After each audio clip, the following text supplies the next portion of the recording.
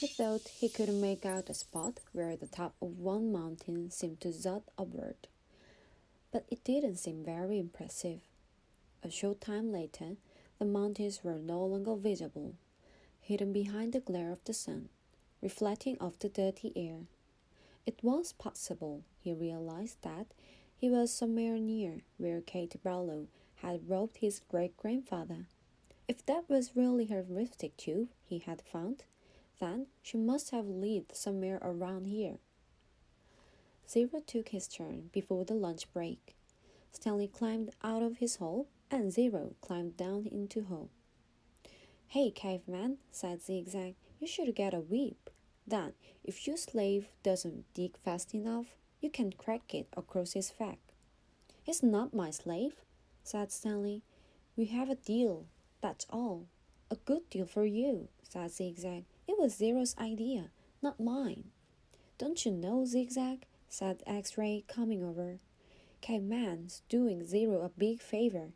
Zero likes to dig holes." "He sure is a good guy to let Zero dig holes for him," said Squid.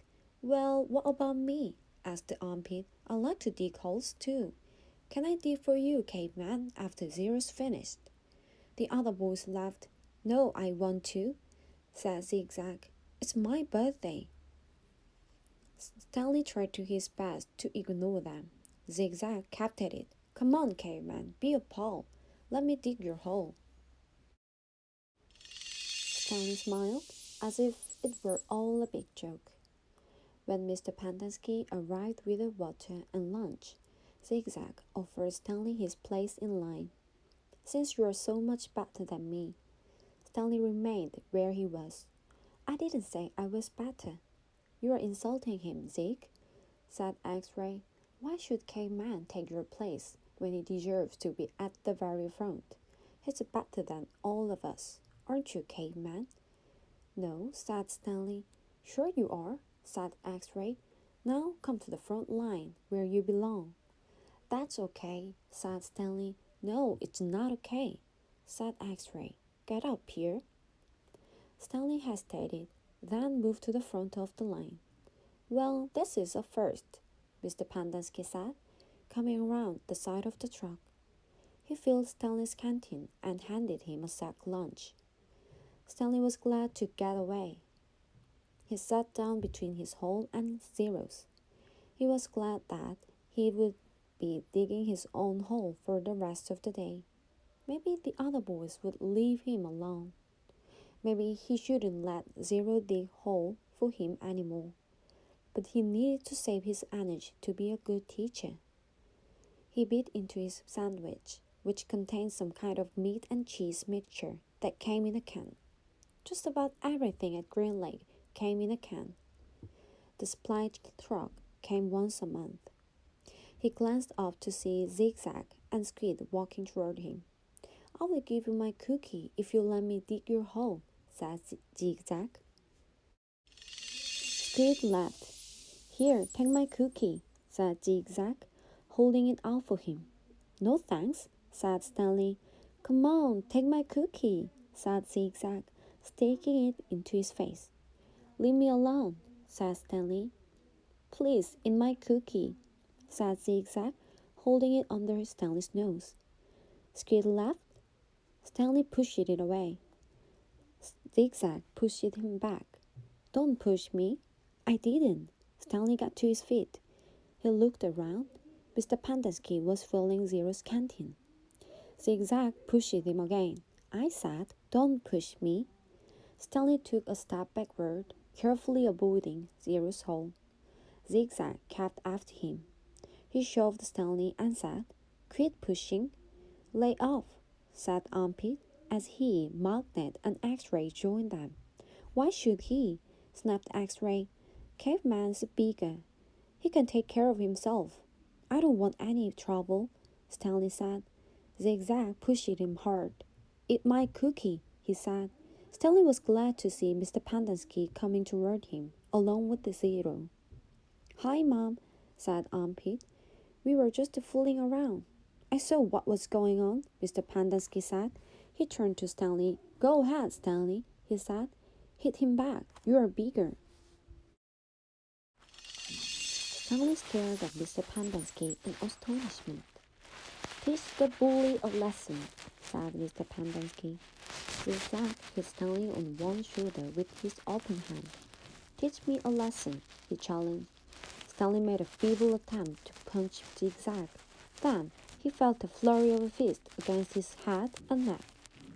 Zigzag had hold of his collar with one hand and was hitting him with the other. The collar ripped and Stanley fell backward onto the dirt. "That's enough!" Mr. Pendanski yelled. It wasn't enough for Zigzag. He jumped on top of Stanley. "Stop!" shouted Mr. Pendanski. The side of Stanley's face was pressed flat against the dirt. He tried to protect himself, but Zigzag's fist slammed off his arms and pounded his face into the ground. All he could do was wait for it to be over. Then, suddenly, Zigzag was off of him. Stanley managed to look up, and he saw that Zero had his arm around Zigzag's long neck. Zigzag made a gagging sound as he desperately tried to pry Zero's arm off of him. "You are going to kill him," shouted Mr. Pendanski. Zero kept squeaking. Armpit charged into them, freeing Zigzag from Zero's chokehold. The three boys fell to the ground in different directions. Mr. Pendanski fired his pistol into the air. The other counselors came running from the office, the tent, or out on the lake. They had their guns drawn, but holstered them when they saw the trouble was over. The warden walked over from her cabin. "There was a riot," Mr. Pendanski told her. "Zero almost strangled Ricky." The warden looked at Zigzag, who was still stretching and massaging his neck. Then she turned her attention to Stanley, who was obviously in the worst condition. "What happened to you?" "Nothing. It wasn't a riot. Ziggy was beating up the caveman," said Armpit. "Then Zero started choking Zigzag, and I had to pull Zero off of Zigzag. It was all over before Mom fired his gun." "They just got a little hot, that's all," said X-Ray. "You know how it is. In the sun all day, people get hot, right? But everything's cool now." "I see," the warden said. She turned to Zigzag. "What's the matter? Didn't you get a puppy for your birthday?" "Zig's just a little hot," said X-Ray. "Out in the sun all day, you know how it is. The blood starts to boil." "Is that what happened, Zigzag?" asked the warden. "Yeah," said Zigzag. "Like X-Ray said, walking so hard in the hot sun, while cavemen just sit around doing nothing. My blood boiled." "Excuse me," said the warden. "Caveman digs his holes, just like everyone else." Zigzag struggled. "Sometimes." "Excuse me? Zero's been digging part of Caveman's hole every day," said Skid.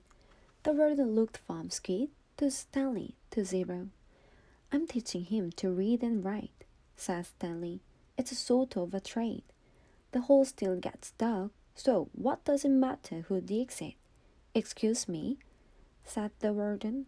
"Isn't it more important for him to learn to read?" Stanley asked. "Doesn't that build character more than digging holes?" "That's his character," said the warden. "What about your character?" Stanley raised and lowered one shoulder. The warden turned to Zero. "Well, Zero, what have you learned so far?" Zero said nothing. "Have you just been digging Caveman's hole for nothing?" the warden asked him.